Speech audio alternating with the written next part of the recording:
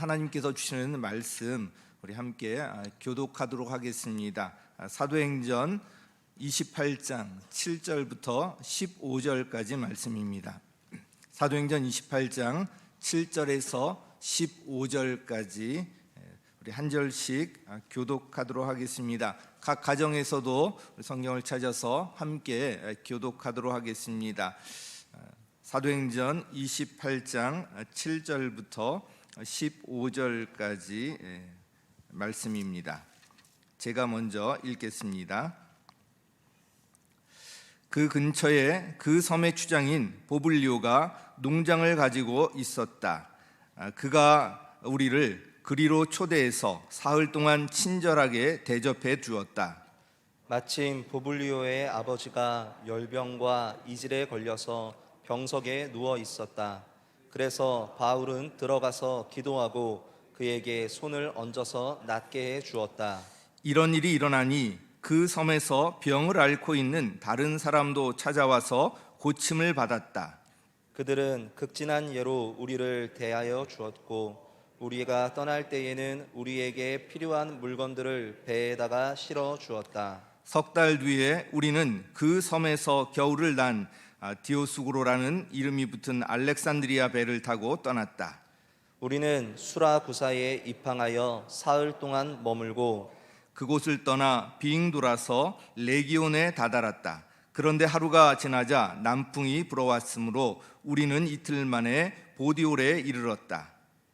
우리는 거기서 신도들을 만나서 그들의 초청을 받고 이래 동안 함께 지냈다. 그런 다음에 드디어 우리는 로마로 갔다. 함께 읽겠습니다. 거기 신도들이 우리 소식을 듣고서 아피온 광장과 트레스 마을까지 우리를 맞으러 나왔다. 바울은 그들을 보고 하나님께 감사를 드리고 용기를 얻었다. 아멘. 오늘 말씀 전하기 전에 우리 나의 사랑, 나의 생명 이 찬양 같이 했으면 좋겠는데요. 그동안 온라인으로만 예배 드리다가 여기 거의 이제 교역자 몇 분과 우리 장로님 몇 분 외에는 안 계셨는데 오늘 제가 안내하는 분들 같이 만나러 내려갔는데 거기서 안내하러 나오신 그 성도님들 만나는 그 순간부터 저희 마음이 막 뛰기 시작했어요. 너무나 기쁘고 너무나 감격스러워서 제가 8층에 올라가서 그 하나님 앞에 감사 기도 드리면서 참 감격스러웠었습니다.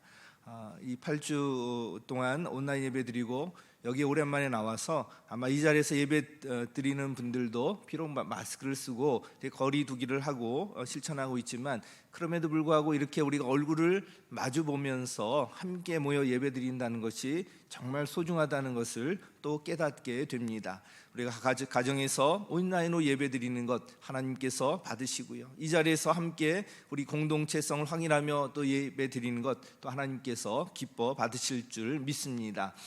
우리의 이 감사, 찬양, 이 고백을 담아서 나의 사랑, 나의 예수님, 주님께 우리 사랑을 고백하며 함께 찬양하겠습니다.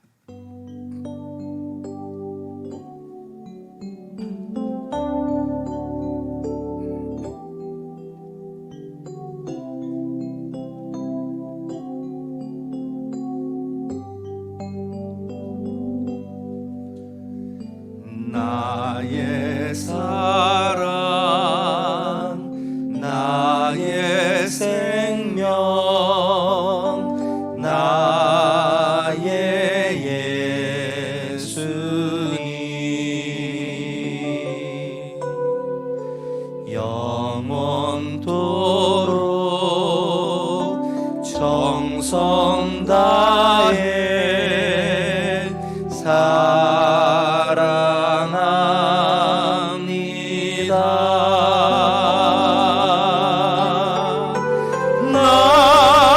나의 힘내신 여호와여 내가 사랑합니다.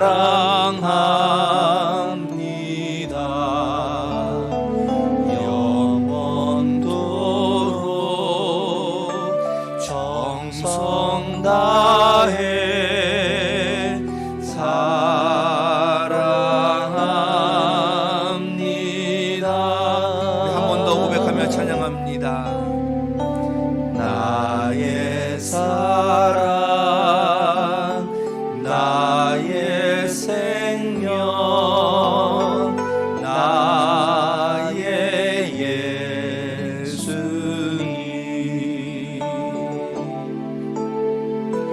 영원토록 정성 다해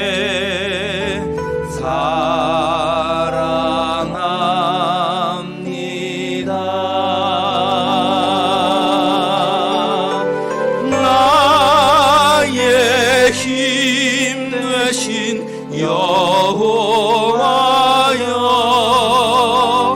내가 사랑합니다.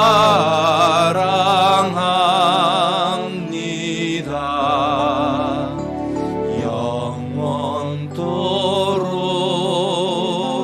정성 다해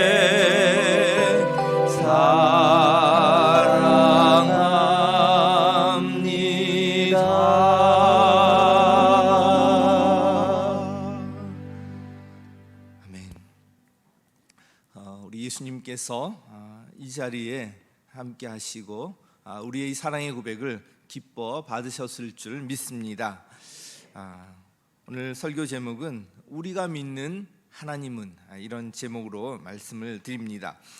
사도 바울은 예루살렘에서 체포되어서 죄수의 신분으로 이제 로마까지 배로 호송이 됩니다. 그런데 이 바울이 탄 이 배는 큰 광풍을 만나서 2주 동안이나 표류하면서 배에 탄 사람들은 모두 죽을 위기에 놓입니다. 그러다가 그들이 탄 배는 극적으로 이탈리아의 시칠리아 섬 그 남쪽에 있는 몰타라는 그 섬에 이르게 됩니다. 지난 주일에 말씀드렸듯이 사도 바울은 이 과정에서 하나님의 인도하심 가운데 큰 역할을 하게 됩니다. 지난 주일에 사역자가 기억할, 사역자 우리 모두를 지칭하는데요, 사역자가 기억할 3깃 말씀드렸잖아요. 뭐죠? 첫 번째 깃, 기도하라. 두 번째 깃, 기다리라. 세 번째 깃, 기대하라. 아주 잘하셨습니다. 이 3깃을 꼭 기억하시는데, 그래서 이 몰타 섬에 도착하는데, 그래서 오늘 1절에 보면 이렇게 기록되어 있습니다. 우리가 안전하게 목숨을 구한 뒤에야 비로소 그곳이 몰타 섬이라는 것을 알았다. 어떤 섬인지도 모르고 그냥 표류하다가 도착하게 되었는데 나중에서야 그 섬이 몰타 섬이라는 것을 알았다는 것입니다. 우리 지도를 보면서 지금 상황을 한번 보도록 하겠습니다. 이제 예루살렘 오른쪽에 있는 예루살렘을 떠나서 이제 키프로스 섬을 뒤로 돌아서 이제 무라에 이르고요. 그 밑에 보면 그레데 섬, 크레타 섬 보면 미항에 갔다가 그 미항에서 머물 것인가 아니면 그 옆에 있는 베닉스까지 갈 것인가, 이러다가 미항에 머물자는 사도 바울의 그런 제안을 받아들이지 아니하고 선장과 선주의 그런 의견을 따라서 결국은 베니스로 이동을 하게 되는데, 그 가운데 큰 풍랑을 만나고요. 2주 동안이나 정처 없이 표류하면서 완전히 다 희망을 잃어가고 죽을 고비를 맞이하게 됩니다. 그러다가 다다른 섬이 왼쪽에 있는 그 과로의 몰타 섬이라고 되어 있잖아요. 그 몰타 섬에 이르게 됩니다. 이 몰타 섬에서 3개월 동안 머물다가 이제 로마로 출항하게 되는데요. 그 위로 올라가면서 수라구사, 레기온, 오늘 그 지명들이 우리 읽은 본문에 나오죠. 그리고 보디올, 그리고 맨 왼쪽 그 구석에 위에 있는 로마까지 이르게 됩니다. 이 여정을 생각하시면서 말씀을 드리시면 되겠습니다. 죽을 고비를 간신히 넘기고 다다른 이 몰타 섬에서 사도 바울은 그곳 사람들의 환대를 받으면서 놀라운 기적 사건을 경험합니다. 몰타 섬에서 3개월가량 지낸 후에 드디어 로마로 가게 되는데, 로마까지는 큰 문제 없이 도착하게 됩니다. 사도 바울이 로마까지 가는 여정 가운데서도 하나님의 일하심과 돌보심을 볼 수가 있는데요, 이 여정을 통해서 우리가 믿는 하나님은 어떤 분이신가? 이런 관점으로 본문을 살펴보려고 합니다. 우리가 믿는 하나님은 어떤 분이신가? 그 첫 번째로 우리가 믿는 하나님은 기적의 하나님이십니다. 같이 읽겠습니다. 시작. 각 가정에서도 큰 소리로 같이 읽겠습니다. 시작. 기적의 하나님이시다. 앞서 말씀드린 것처럼 죽을 고비를 간신히 넘기며 바울이 탄 배는 극적으로 몰타섬에 이르게 되었는데 그들은 어떻게 되었을까요? 몰타섬에 이르러서 어떻게 되었을까 궁금하죠? 몰타섬은 그들에게 아주 낯선 작은 섬이었습니다. 그 섬이 몰타섬인 줄조차도 모르고 있었습니다. 몰타섬 사람들이 과연 이들을 어떻게 맞이했을까 보면 불을 피워서 따뜻하게 맞이해 주는 것을 볼 수가 있습니다. 자, 불을 피워서 따뜻하게 맞이해 주는데 이때 여기서 문제가 생깁니다.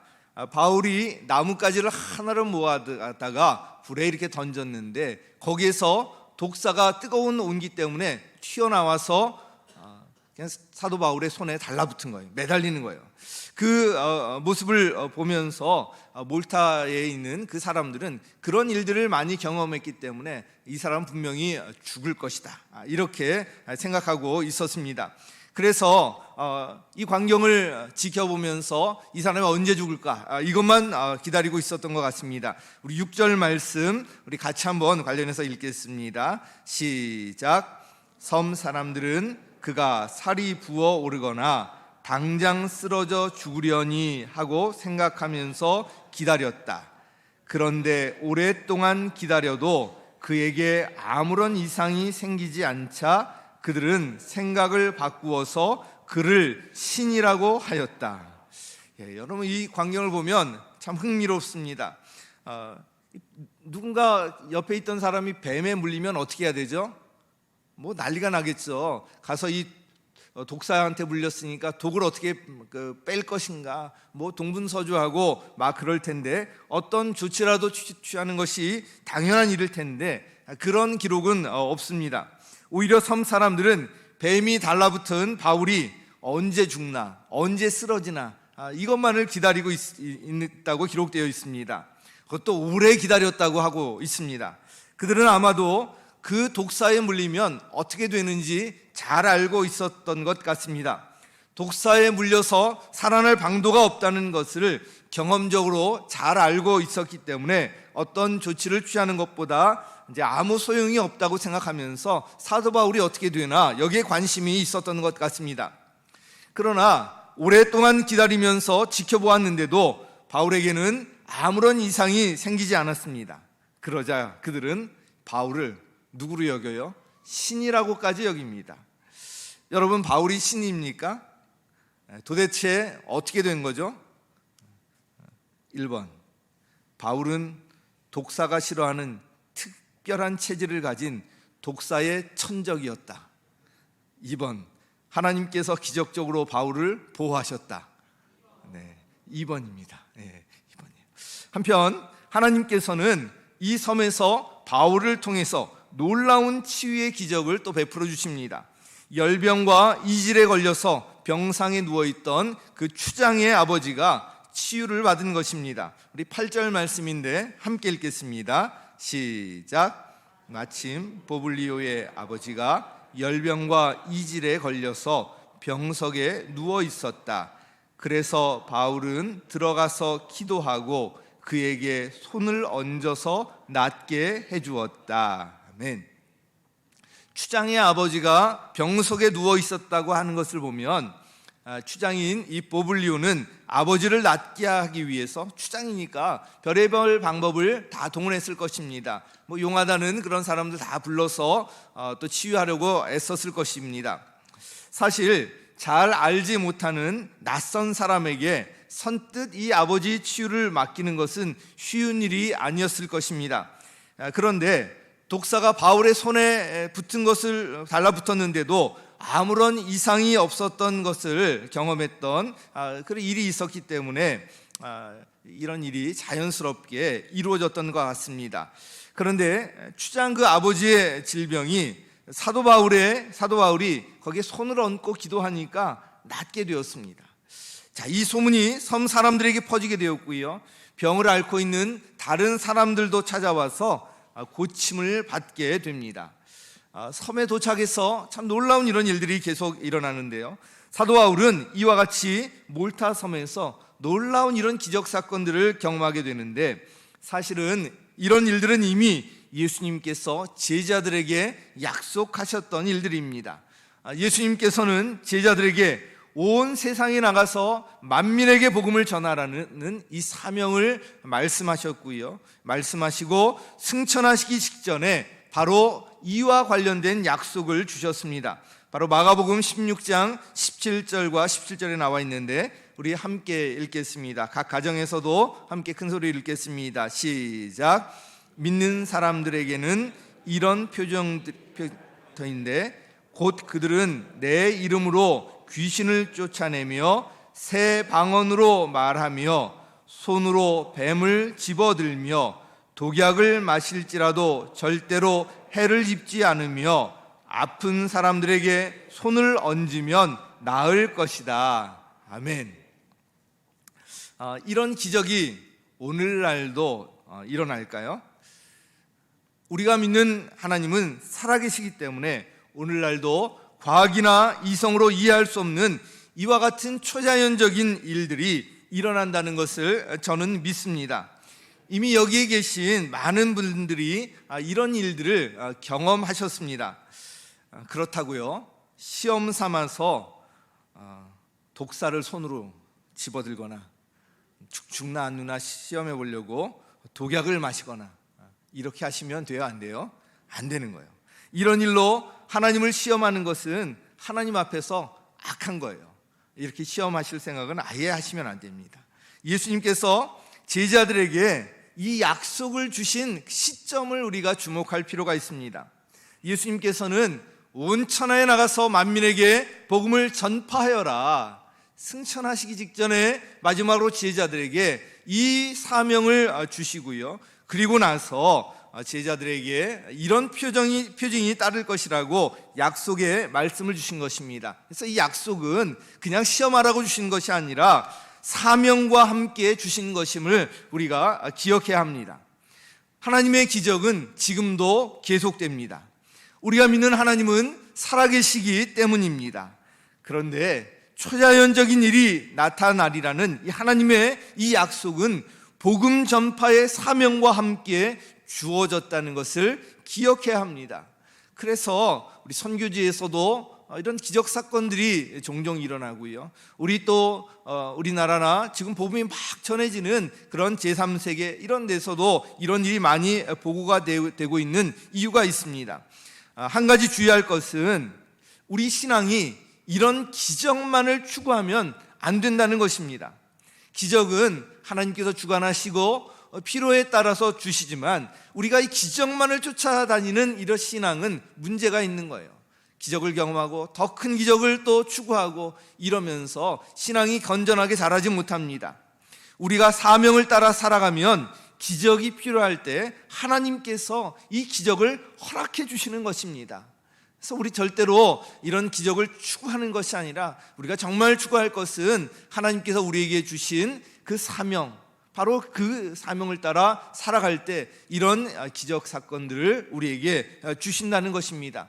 우리가 물론 이런 어려움이 겪을 때 이것을 구하고 하나님 앞에 간절히 구하지만 하나님에게 전적으로 하나님의 주권에 달려있다는 것을 인정하고 이것만을 추구하며 나가는 것은 잘못된 그런 신앙이라는 것을 알 필요가 있습니다. 그래서 우리가 집중해야 할 일이 바로 이 복음을 전하는 일입니다. 복음을 전하기 위해서 힘쓰는 우리 성도, 복음을 전하기 위해서 힘쓰는 우리 목장, 복음을 전하기 위해서 힘쓰는 우리 교회가 될 때 하나님의 이 초자연적인 기적에 관한 이 간증이 끊임없이 이어질 것이라고 저는 믿습니다. 지난 부활절에 부활의 주님을 전하기 위한 한 가지 작은 섬김을 실천하자, 이런 운동을 하자고 제가 제안했습니다. 이미 여러 성도님들께서 이 일을 실천하고 계시다는 이야기를 듣고 제가 굉장히 감사한 마음이 듭니다. 이제 곧 5월입니다.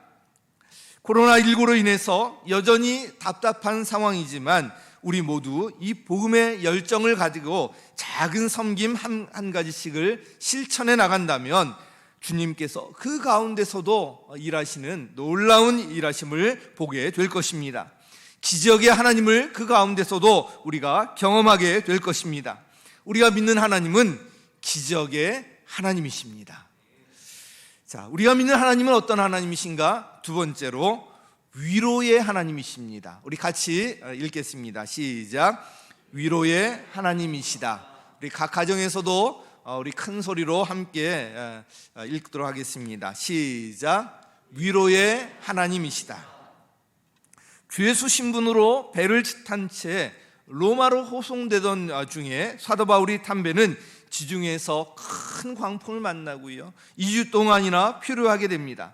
폭풍이 워낙 심각했기 때문에 배 안에 있던 사람들은 살아남으리라는 희망을 점점 잃어가고 있었습니다.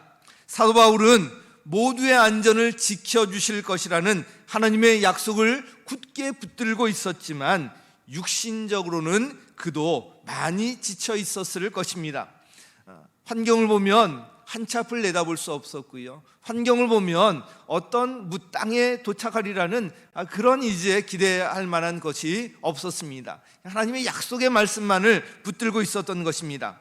그러다가 극적으로 한 섬에 다다랐지만 큰 배에서 헤엄쳐 나오거나 널빤지와 같은 깨어진 뱃조각 같은 것을 의지해서 그 무트로 올라왔기 때문에 그들은 모두 옷이 젖은 상태였습니다. 게다가 본문을 보면 비까지 내린 뒤여서 날씨가 추웠습니다. 이 상황에서 몰타 섬 사람들은 사도 바울 일행을 어떻게 대했을까요? 자, 이것이 3절에 나와 있는데 우리 함께 읽겠습니다. 시작. 섬 사람들이 우리에게 특별한 친절을 베풀어 주었다. 비가 내린 뒤라서 날씨가 추웠으므로 그들은 불을 피워서 우리를 맞아 주었다. 아멘. 생전 처음 보는 이 사람들을 향해서 특별한 친절을 베풀어 주고요, 날이 추우니까 불을 피워서 이들을 맞이해 주었습니다. 얼마나 참 감사했겠습니까? 만일 극적으로 헤엄쳐 도착한 이 섬에서 악한 사람들을 만나거나 강도를 만날 수도 있죠. 그 밖에도 그 섬에서 또 다른 위험이 도사리고 있었다면 그들은 완전히 절망할 수도 있는 상황이었습니다. 그런데 몰타섬 사람들은 바울 일행을 처음부터 아주 친절하게 대해 주었던 것입니다. 몰타섬에서 지내는 3개월 동안 사람들은 극진한 예로 바울 일행을 대해 주었는데요, 바울 일행이 이제 로마를 향해 떠날 때에는 필요한 물건을 배에까지 나와서 실어주기까지 했습니다. 우리 10절 말씀 함께 읽겠습니다. 시작. 극진한 예로 우리를 대하여 주었고 우리가 떠날 때에는 우리에게 필요한 물건들을 배에다가 실어 주었다. 큰 폭풍으로 지쳐있던 그들에게 몰타섬 사람들의 이와 같은 친절은 그들에게 큰 위로가 되었을 것입니다. 그런데 하나님의 위로는 여기에서 그치지 않았습니다.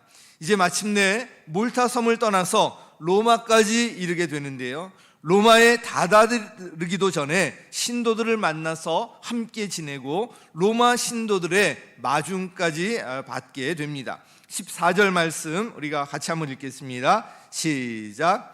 우리는 거기서 신도들을 만나서 그들의 초청을 받고 이래 동안 함께 지냈다. 그런 다음에 드디어 우리는 로마로 갔다.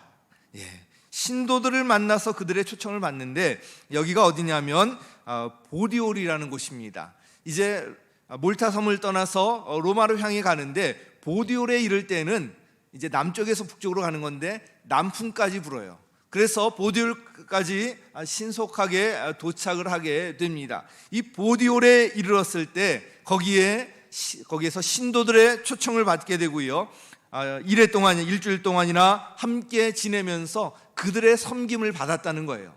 얼마나 이게 사도 바울에게 위로가 되었겠습니까? 마음이 평안하고 참으로 위로가 되었을 것입니다. 이제 로마에 거의 도착할 즈음에 바울 일행은 로마 신도들로부터 또다시 감동의 섬김을 받게 됩니다. 15절 말씀인데 우리 같이 한번 읽겠습니다. 시작. 거기 신도들이 우리 소식을 듣고서 아피온 광장과 트레스 마을까지 우리를 맞으러 나왔다. 이거 보면은 우리 감이 이제 안 올 수도 있는데요. 이제 최종 목적지는 로마잖아요. 로마에서 신도들이 사도 바울이 이제 로마로 온다는 그 소식을 듣고서 곧 여기에 도착하리라는 그런 예상을 하고 이제 여기까지 마중을 나오게 되는데요. 이 아피온 광장과 트레스 마을이 로마로부터 얼마나 떨어져 있는지 우리가 이것을 한번 알 필요가 있습니다. 그래서 이 아피온 광장은요, 로마로 가는 이 길목에 있는데 여기 보면 이런 표지가 있다고 합니다. 로마까지 앞으로 70km. 70km가 남아있다는 얘기는 70km 떨어진 로마에서 신도들이 사도 바울 일행을 마중하러 멀리서 나왔다는 거예요. 자, 그래서 이 70km가 어느 정도 되나 한번 찾아봤거든요. 여기 우리 옥수동에서 인천공항까지 얼마 되나 봤더니 50km 정도로 나오더라고요.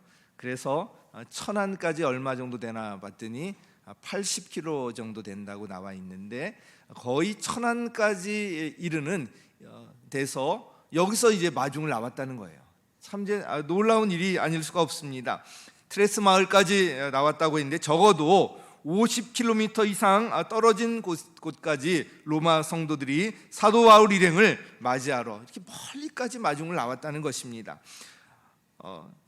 이 정도 거리 마중을 나간다는 것 지금 상황에서도 그렇게 쉽지 않은 일 아닙니까? 그런데 교통 상황이 오늘날과 같지 않던 당시로서는 더욱 놀라운 일입니다. 이런 희생이 있는 섬김이 감동을 줍니다. 이렇게 멀리서 마중하러 나온 이것이 고생고생하고 여기까지 왔지만 사도 바울에게 얼마나 감동이 되었겠습니까? 로마까지 오는 과정 중에 죽을 고비를 수없이 넘기고요, 오랜 시간에 걸쳐 도착하느라 많이 지쳐 있었을 이 바울은 멀리까지 마중 나온 로마 신도들을 보고 얼마나 감격했을까요? 이것은 사도 바울에게 정말 큰 위로가 되었을 것입니다. 그래서 15절 하반절에는 이렇게 기록하고 있습니다. 우리 큰 소리로 함께 읽겠습니다. 시작.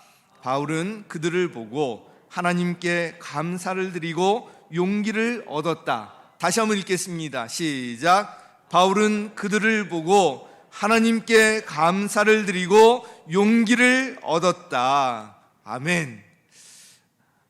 우리 교회에 멀리서 나오시는 성도님들이 계십니다.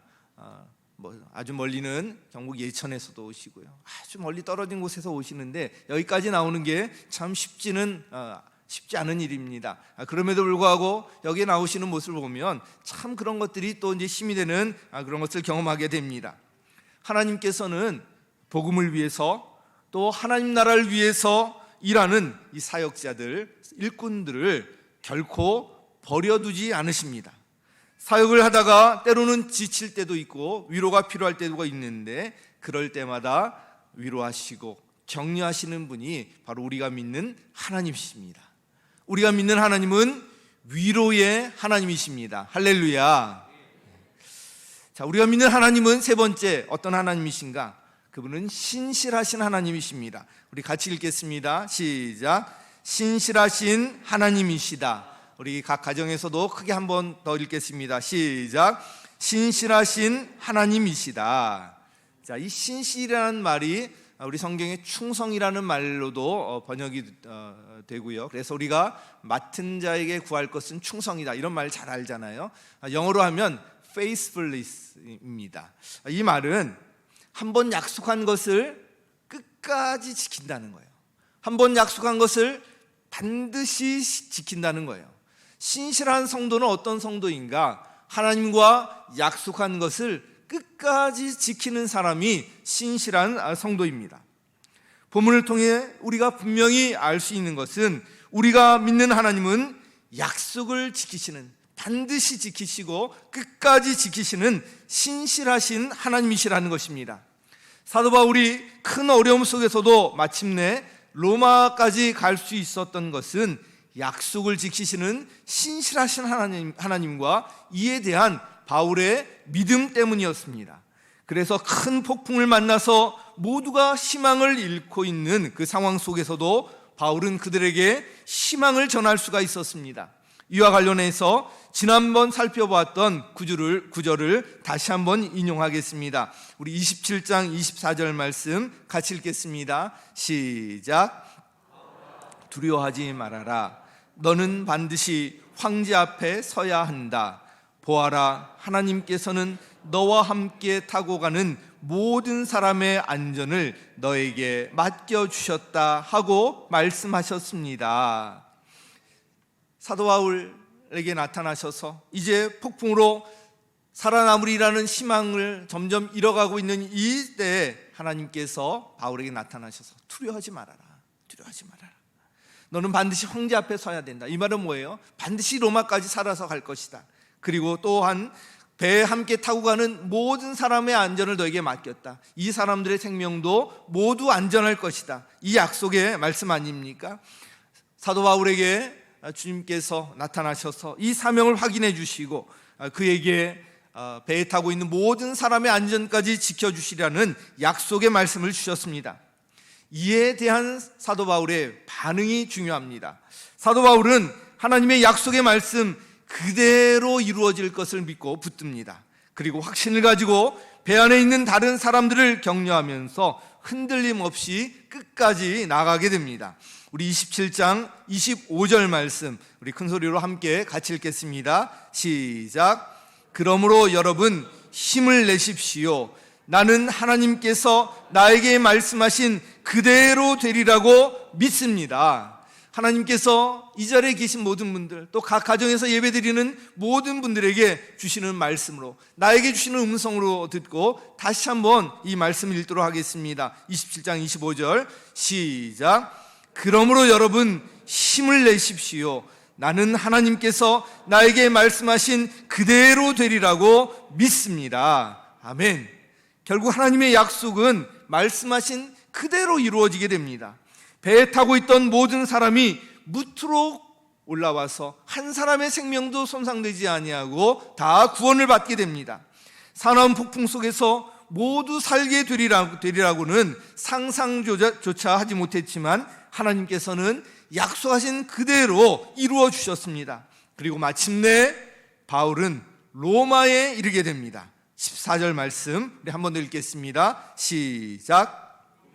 거기서 신도들을 만나서 그들의 초청을 받고 이래 동안 함께 지냈다.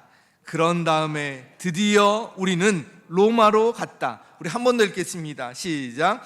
우리는 거기서 신도들을 만나서 그들의 초청을 받고 이래 동안 함께 지냈다. 그런 다음에 드디어 우리는 로마로 갔다. 자, 드디어 로마로 갔다. 이것만 같이 한번 읽겠습니다. 시작. 드디어 로마로 갔다. 다시 한번 시작. 드디어 로마로 갔다. 제가 드디어 하면 로마로 갔다 이렇게 여러분들이 하시기 바랍니다. 각 가정에서도 따라하세요. 자, 드디어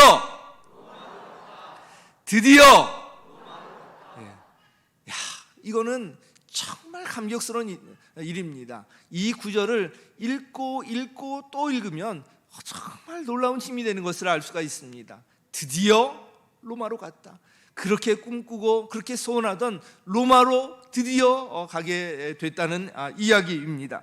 로마까지 가는 길이 결코 순탄하지 않았고 수많은 위기들이 있었지만 바울은 하나님께서 약속하신 그대로 로마에 이르게 됩니다. 사랑하는 성도 여러분, 우리가 믿는 하나님은 신실하신 하나님이십니다. 약속하신 말씀을 그대로 이루시는 분이십니다. 신실하신 하나님에 대한 이 믿음을 갖고 사도 바울은 어떤 역경 속에서도 희망을 잃지 않았습니다. 사도 바울이 로마로 가는 여정을 보면 정말 꿈만 같은 일이 이루어졌다는 것을 알 수가 있습니다. 로마로 가는 그런 여정을 보면 한편의 드라마입니다. 그것도 아주 극적인 드라마입니다. 주님의 자녀들인 우리의 삶은 한편의 드라마라고 할 수가 있습니다. 사실 우리가 예수님을 믿고 구원받은 것부터 드라마 같은 일입니다. 지금까지 우리가 살아온 지난 날들을 돌아보면 정말 한편의 드라마 같은 그런 생각이 듭니다. 어떻게 이것이 가능했을까? 저의 결론은 이렇습니다. 신실하신 하나님께서 함께 하셨기 때문이다. 신실하신 하나님께서 함께 하셔서 여기까지 이르게 되었다는 것입니다. 이 결론을 내리면서 참으로 감격스러웠습니다. 그 신실하신 하나님께서 이제부터 앞으로도 우리의 길을 인도하시리라는 것을 믿으시기 바랍니다. 말씀을 맺겠습니다. 오늘 우리가 믿는 하나님은 이란 제목으로 말씀을 전했습니다. 본문에 나타난 우리가 믿는 하나님은 이런 분이십니다. 첫째로 그분은 과학과 이성으로 불가능해 보이는 일들을 초자연적인 역사로 이루시는 기적의 하나님이십니다. 둘째, 그분은 한없는 위로와 격려로 우리에게 용기를 주시는 위로의 하나님이십니다. 셋째로 그분은 약속하신 것을 끝까지 반드시 이루어 주시는 신실하신 하나님이십니다. 이 땅에서 우리의 삶의 여정이 그렇게 쉽지만은 않습니다. 큰 폭풍과 같은 위기를 만나기도 합니다. 전혀 희망이라고는 찾아볼 수 없는 절망적인 상황에 빠지기도 합니다. 그러나 사랑하는 성도 여러분, 모든 상황 속에서 그 하나님을 믿음의 눈으로 바라보시기 바랍니다. 우리가 믿는 하나님께서는 때로는 기적으로, 때로는 위로와 격려로 우리를 인도해 주시며 결국은 약속의 말씀을 그대로 끝까지 이루시는 하나님이십니다.